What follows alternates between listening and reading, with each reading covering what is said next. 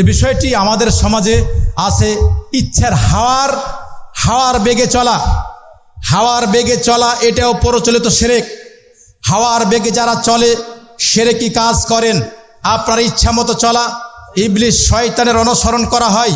ইচ্ছা মতো যদি আপনি চলেন তাহলে ইবলিস শয়তানের অনুসরণ করা হয়, ইবলিস শয়তানের ইবাদত করা হয়।